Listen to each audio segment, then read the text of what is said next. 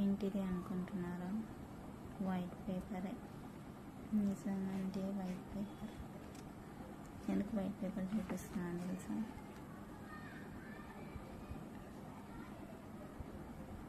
ఎవరినైనా కామెంట్ చేసే ముందర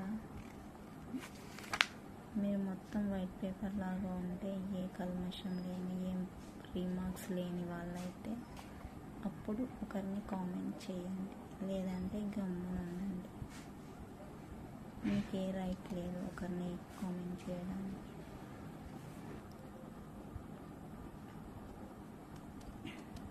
ప్రతి ఒక్కరిలో తప్పులు ఉంటాయి, కానీ తప్పు చేసిన వాళ్ళని తప్పు అని చెప్పండి, అందులో తప్పు ఏం లేదు. కానీ వాళ్ళ పర్సనల్ లైఫ్ గురించి మాట్లాడే రైట్ అయితే మీకు లేదు.